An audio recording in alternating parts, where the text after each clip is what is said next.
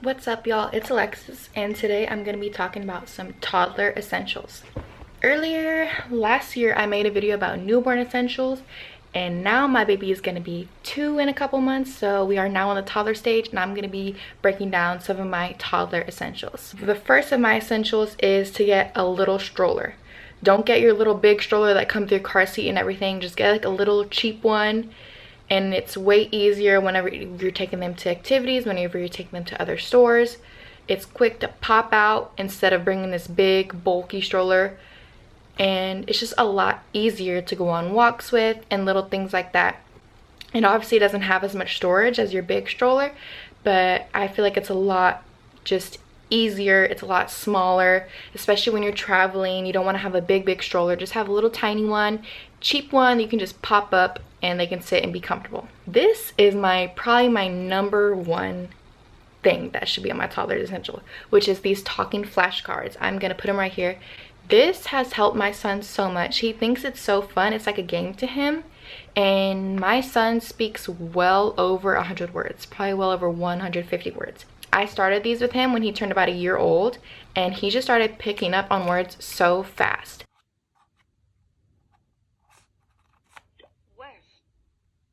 What? He even knows the cars, like the flashcard, before I even put it in the talking thing. He'll know what it is and he'll say what it is just by looking at the picture. I feel like I tell this to all moms, like if they say that their kid isn't speaking that well or not wanting to say a lot of words, this has helped my son so much, and I feel like it will help your child as well because it's just fun to them. And they have them in English and Spanish. They have different countries, different cars, different foods, different like right, up, down, behind, just a whole bunch of different things. It's super cheap. I've seen some on a TikTok shop, but I got mine from Amazon. If your child is 1.5 or 2 and they're still not speaking a lot, and you talk to them, you interact with them obviously, and they're still not speaking, I would say definitely try to get these toddler speaking flashcards because my son loves them and has helped him so much. Next thing is books. Obviously, you want to read to your child. My son loves books, all different kinds of books, educational books, fun books, the touch and feel books. You just want to be reading to your child. At this age, they're little sponges and they will soak up everything. My son has memorized like different books. He'll like finish my sentences when I'm reading. And it's just a really good thing. It's an alternative to screen time, because I feel like this day and age, there's so many children who just have so much screen time every single day. I'm not talking shit, but it's not good. There's so many different studies of their attention span and more tantrums. I've definitely noticed my son. My son does not have that much screen time, but when he does, I definitely see more tantrums. He's definitely more irritable, and he's always asking, for a music video, for a show. It's like, be a child, go play outside, go read your book. So books definitely keep them entertained, and they're cheap. You can go to your local thrift store. There's always like people giving away free books on Facebook Marketplace. Just get them educational books and help them learn. Like I said, they're sponges at this time. So just educate your child, have fun with your child, read with your child. And you should be reading too. As an adult, as their parent, you should be reading too. Put down your phone and pick up a book. Now a carrier. This has been a newborn essential, and this is a toddler essential as well.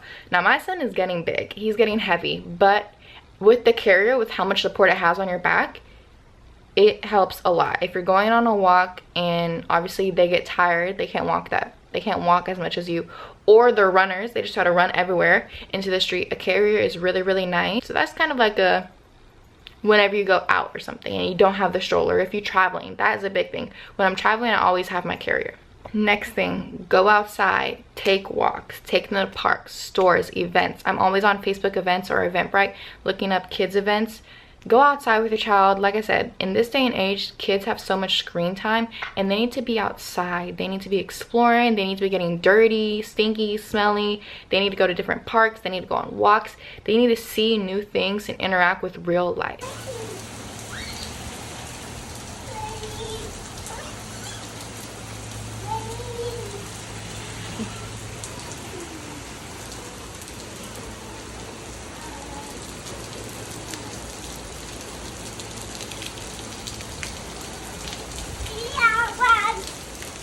And you as a parent, if you have a lot of screen time, your child's gonna have a lot of screen time. And I know like how we are raised and just in this generation now, everything is technology and everything, but we just need to like get away from that and live in the present moment. Put yourself in your child's mind and just see how excited they get over little things in the present. You need to be like that with your child. And honestly, take it as a moment to step back from being an adult and act like a child yourself. Like, that is honestly the most fun thing. I love acting childish with my child. Like, I love acting like a kid at the park and sliding on the slide and swinging on the swings and doing cartwheels, like, and getting dirty and playing with chalk. Like, it's so fun, and it just brings out a less serious, you know, and you get to play with your child. It really heals my inner child.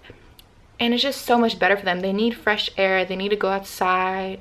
They need to see nature, you know. And whenever you're walking, there's so many things you can see. There's so many things they can learn. You can teach them about the weather, the trees, plants, the sun, the moon, clouds. Like, there's so many different things that they can learn and just play with. At this age, they just need to play, you know. I know a lot of people like try to do sit down activities, and it's like, bro, he's 2 years old. He's not gonna sit down and focus on this. That's good, you know, every now and again, and obviously you're trying to teach them, but really they just need to play and explore.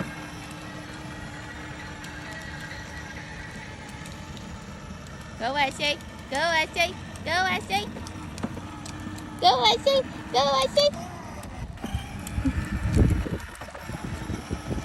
Popsicles, smoothie, and juice. And I don't mean popsicle, smoothie, and juice from the grocery store.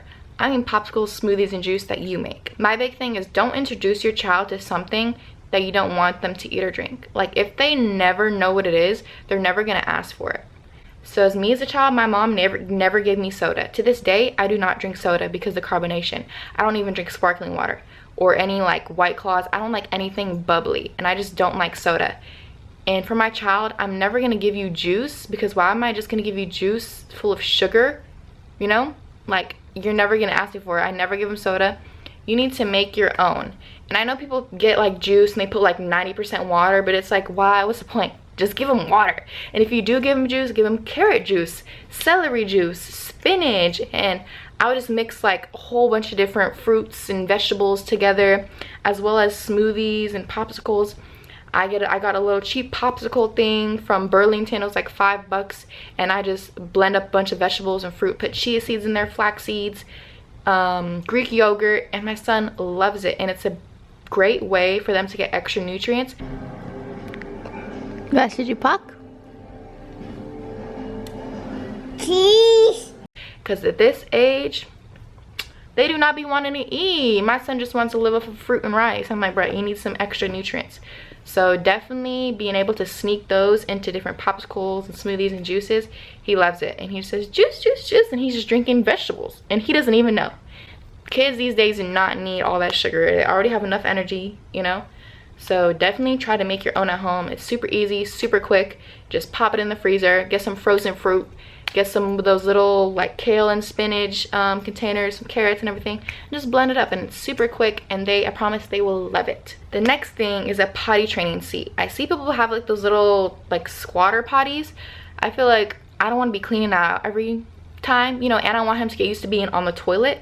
So just getting a little potty seat that you just put over the toilet is really great. My son is still in diapers. I still am not super strict with potty training. I need to get better at it, but I feel like a potty training seat over the toilet is much better than a little squatty potty, because they need to get used to being on the toilet and peeing and pooping in the toilet, not on their little one, you know? Next is the thrift store. So I shop for all of my son's clothes at the thrift store. Granted, he has some stuff from these stores or wherever, from the mall or whatever, but the thrift store has so much more cute options.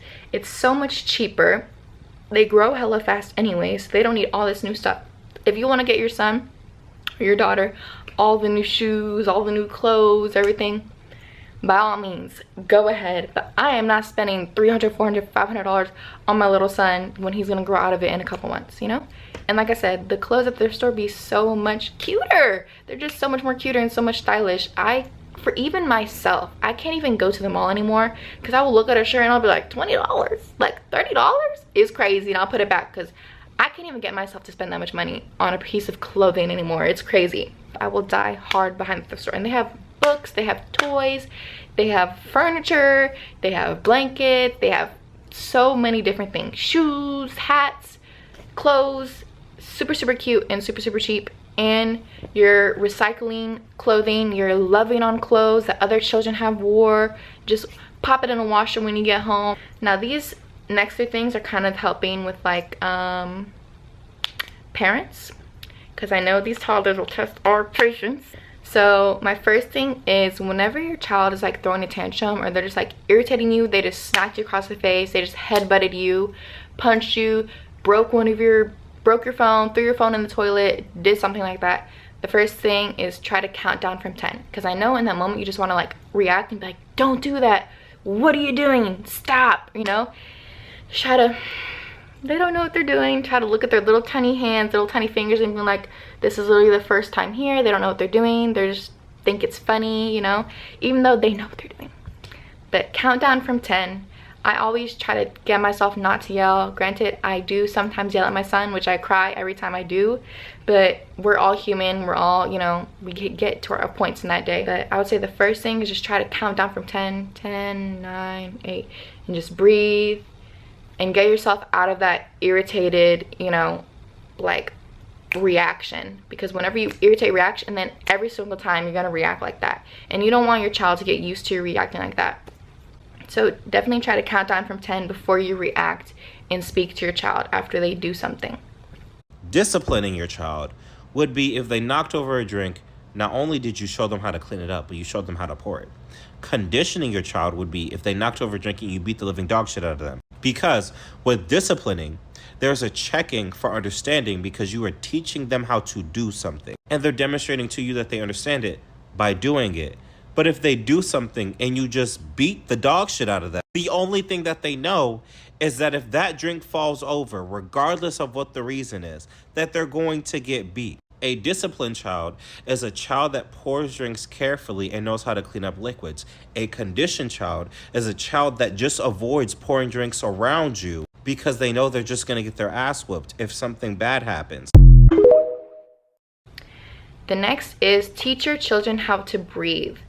Just model, like say breathe and show them. This has helped my son a lot. Every single time he gets irritated or I see him start getting mad, I tell him breathe, and he's like, first of all, it's the cutest thing ever. You're teaching them meditation, you're teaching them guided breathing, and it's just a good thing to help them regulate their emotions and helping them teach also to relax. So you can also teach them how to count down from 10, you know. Then they're learning numbers and you're teaching them how to relax and calm down and really like take a step back and be like, hold on, let me focus on something. And with the next one, show them how to act / speak. So whenever they say something wrong, or they're acting, throwing a tantrum, doing something bad. Now words with toddlers, like you can't just be like, oh, big feelings, da da da da, and doing all this talking.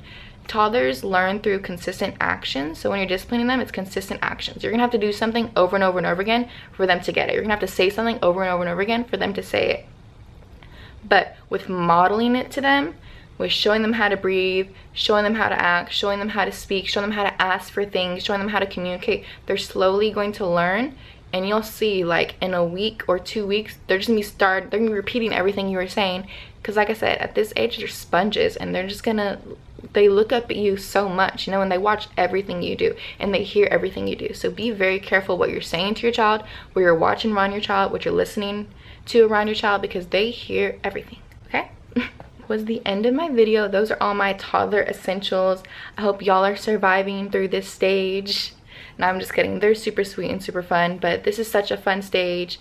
I learned so much this stage, and I love my baby. And I hope these toddler essentials helped you guys a little bit, gave you a little insight or maybe a little comfort to know that we're going through the same thing. But yeah, that's it. Thank you so much for watching, and I'll see you guys in the next video. Mwah.